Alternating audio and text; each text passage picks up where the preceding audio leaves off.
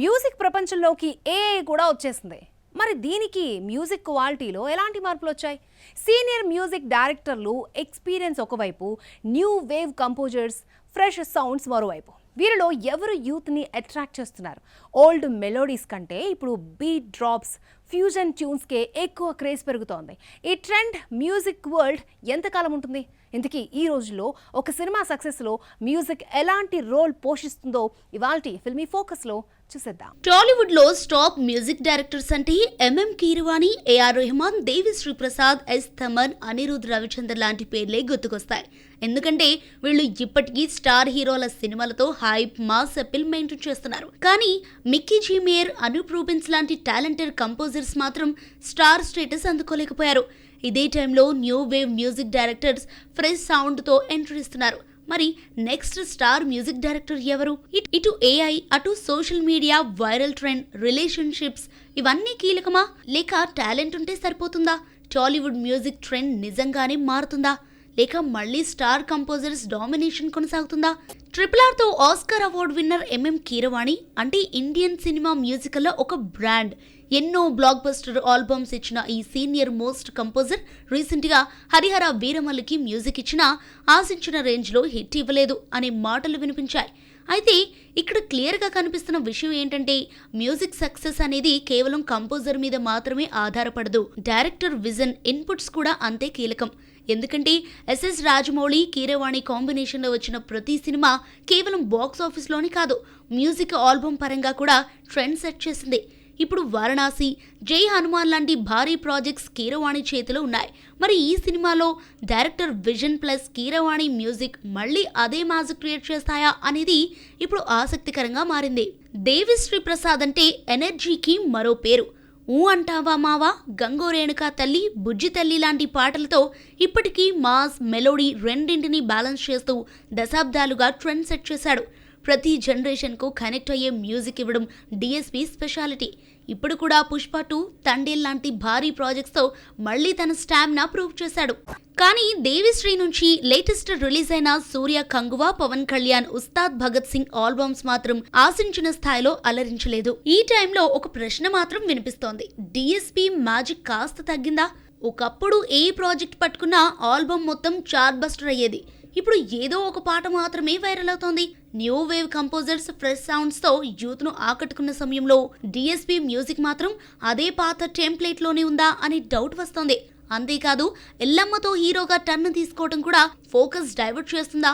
Music పై పూర్తిగా concentrate చేయకపోతే star music director గా ఉన్న ప్లేస్ స్లోగా స్లిప్ అయ్యే ఛాన్స్ ఉందని చర్చ కూడా మొదలైంది. ఒకవైపు ఏఆర్ రెహమాన్ లాంటి లెజెండ్స్ గ్లోబల్ ప్రాజెక్టులతో తమ స్థాయిని నిలబెట్టుకుంటూ ఉంటే, మరోవైపు తమన్, అనిరుద్ లాంటి కంపోజర్స్ ట్రెండ్, స్పీడ్తో ఇండస్ట్రీని నడిపిస్తున్నారు. Brand value, block buster hits, AI technology ఇవే ఇప్పుడు మ్యూజిక్ వరల్డ్ ఫ్యూచర్ ని డిసైడ్ చేస్తున్నాయా? ఏఆర్ రెహమాన్ అంటే మ్యూజికల్లో గ్లోబల్ బ్రాండ్. ఆస్కార్ నుంచి గ్రామీ వరకు ఎన్నో అవార్డ్స్ సాధించిన ఈ సంగీత మాంత్రికుడు ఇప్పటికీ అదే స్ట్రెంగ్త్ తో భారీ ప్రాజెక్ట్స్ ను హ్యాండిల్ చేస్తున్నాడు. ఇప్పుడు ఆయన చేతిలో పెద్ది, రామాయణ లాంటి పాన్ ఇండియా సినిమాలు, అలాగే జీనీ లాంటి డిఫరెంట్ కాన్సెప్ట్ మూవీతో రెహమాన్ మరోసారి తన వర్సిటిలిటీ చూపించడానికి రెడీ అవుతున్నాడు. మ్యూజిక్ మాత్రమే కాదు, మూన్ వాక్ తో యాక్టర్ గా కూడా కొత్త స్టెప్ వేస్తూ ఇంకా ఎక్స్పెరిమెంట్స్ కు వెనకాడటం లేదని ప్రూవ్ చేస్తున్నాడు. కానీ ఇదే టైంలో ఒక డౌట్ కూడా వినిపిస్తుంది. ఏఆర్ రెహమాన్ రెమ్యునరేషన్ 30 కోట్లు ఉంటుందట.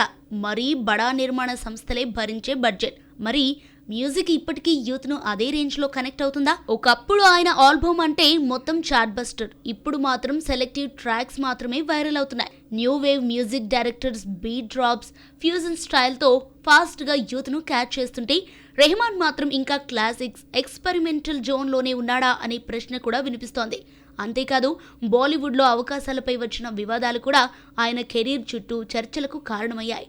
కానీ రామాయణ లాంటి భారీ ప్రాజెక్ట్స్ ఆయన చేతిలో ఉండటం టాలెంట్ పై ఎలాంటి డౌట్ లేదనే విషయం కూడా క్లియర్ చేస్తోంది. ఎస్ థమన్ ఇప్పుడు కూడా టాలీవుడ్ లో బిజియెస్ట్ కంపోజర్లలో ఒకరుగా ఉన్నాడు. కానీ రీసెంట్ ట్రెండ్ చూస్తే మిక్స్డ్ సిగ్నల్స్ ఇస్తోంది. ఓజీ, అఖండ 2, తాండవం, ది రాజాసాబ్ లాంటి ప్రాజెక్ట్స్ భారీ ఎక్స్పెక్టేషన్స్తో వచ్చినా ఇంపాక్ట్ మాత్రం ఆశించిన స్థాయిలో రాలేదు. ముఖ్యంగా బీజిఎం పరంగా తమన్ తన మార్క్ చూపిస్తున్నా సాంగ్స్ మాత్రం ముందున్న రేంజ్లో వైరల్ కావటం లేదు. ఒకప్పుడు ఆల్బమ్ మొత్తం ట్రెండ్ సెట్ చేసే స్థాయిలో ఉండేది.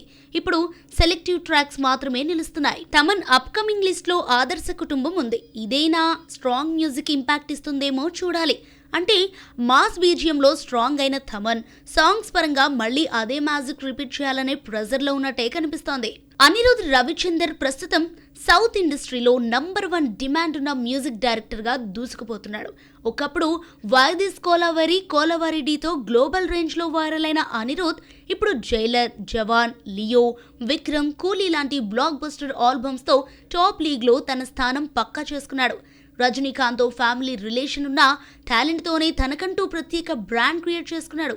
ఇప్పుడు జైలర్ 2, ది పారడైజ్ లాంటి భారీ ప్రాజెక్ట్స్తో ఫుల్ బిజీగా ఉంటూ యూత్ పల్స్ పట్టుకున్న కంపోజర్గా దూసుకెళ్తున్నాడు. కానీ ఇదే టైంలో ఒక ఆసక్తికరమైన మార్పు కూడా కనిపిస్తోంది. అనిరుద్ రవిచందర్ మ్యూజిక్ ఇప్పుడు ట్రెండ్ డ్రివెన్ అయిపోతుందా? Beat drops, reels, viral hooks మీద ఎక్కువ ఫోకస్ పెరుగుతోంది అనిపిస్తోంది. అంతేకాదు తన మ్యూజిక్లో AI టెక్నాలజీని కూడా ఉపయోగిస్తున్నానని అనిరుద్ స్వయంగా చెప్పడం ఇండస్ట్రీలో కొత్త చర్చకు దారితీసింది. అంటే ఫ్యూచర్ మ్యూజిక్ AI వైపు వెళ్ళిపోతుందా, లేక real emotion కంపోజిషన్నే audience ఎంచుకుంటారా?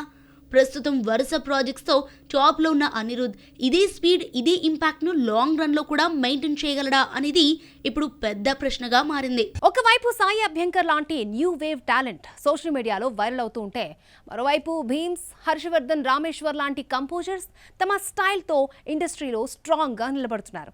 Sensational హిట్స్తో music డైరెక్టర్లు ఆడియన్స్ని మెస్మరైజ్ చేస్తున్నారు. సాయి అభ్యంకర్ ఇప్పుడు సౌత్ ఇండస్ట్రీలో ఫాస్ట్గా రైజ్ అవుతున్న young music sensation.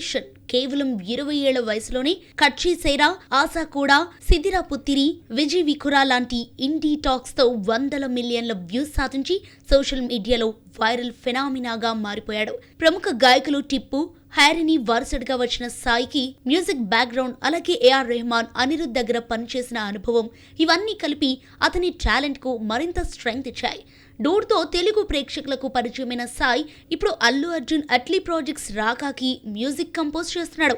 Karuppu, Marshal, Benz లాంటి భారీ ప్రాజెక్ట్స్ దక్కించుకోవటం Sai Abhyankar next generation star music డైరెక్టర్గా ఎదుగుతున్నాడనడానికి సంకేతం.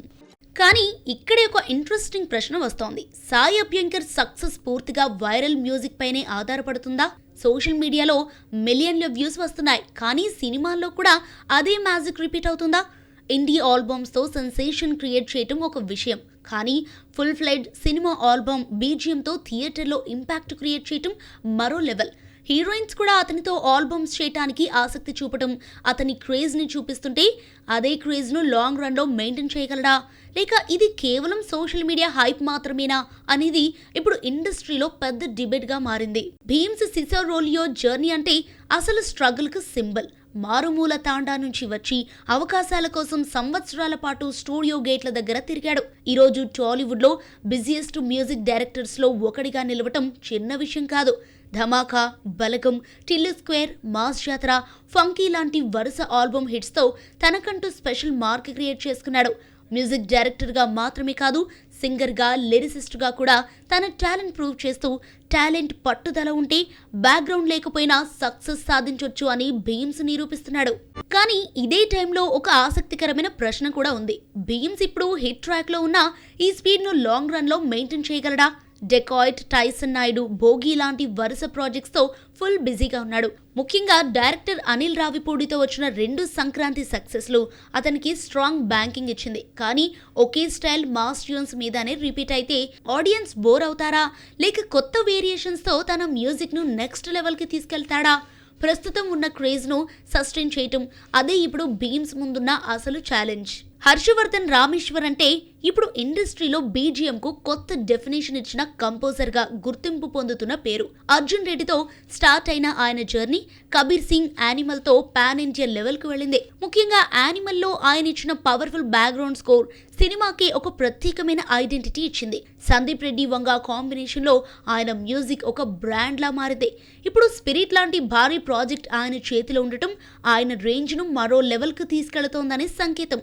అయితే బీజిఎంలో స్ట్రాంగ్గా ఉన్న హర్షవర్ధన్ పూర్తి స్థాయి ఆల్బమ్ సాంగ్స్తో కూడా అదే ఇంపాక్ట్ క్రియేట్ చేయాలి. అదే ఆయన నెక్స్ట్ లెవెల్ జర్నీని డిసైడ్ చేయబోతోంది.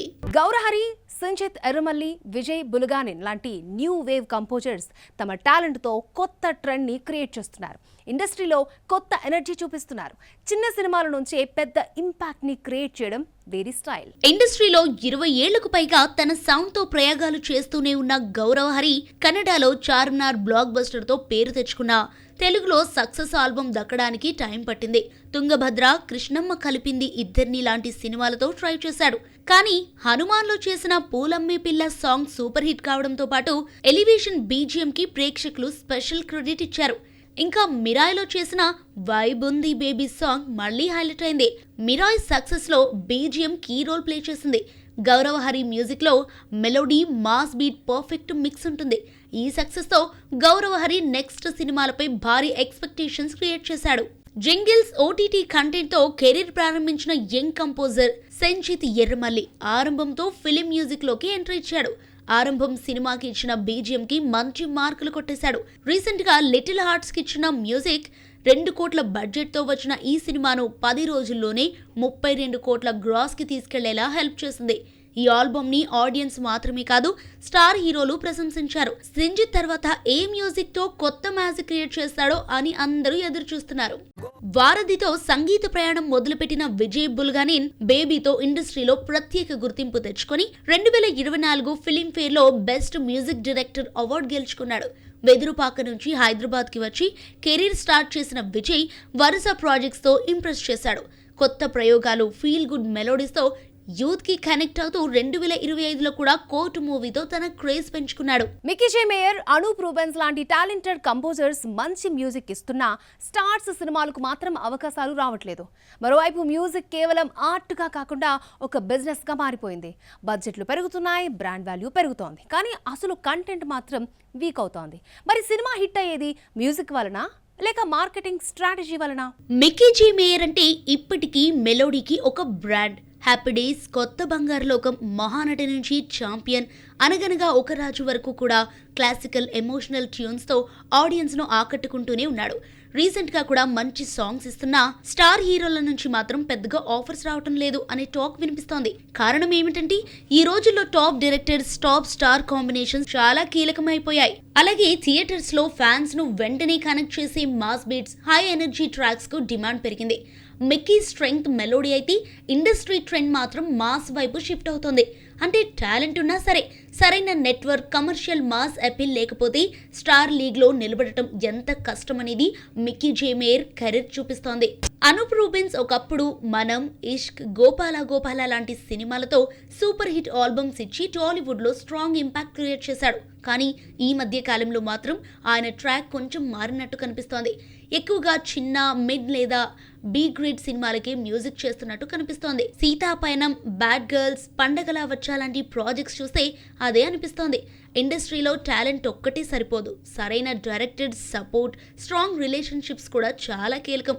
అనూప్ మ్యూజిక్ ను ఒక స్పెసిఫిక్ సెక్టర్ డైరెక్టర్స్ ఎక్కువగా ప్రిపేర్ చేయటం వల్ల వాళ్లకు సక్సెస్ ఉంటేనే ఆయనకు అవకాశాలు వస్తాయి. అంటే టాలెంట్ ఉన్న టాప్ లీగ్ లో నిలవాలంటే నెట్వర్క్, కాంబినేషన్స్ కూడా ఇంతే ఇంపార్టెంట్ అనే రియాలిటీని అనూప్ రూబెన్స్ కెరీర్ చూపిస్తోంది.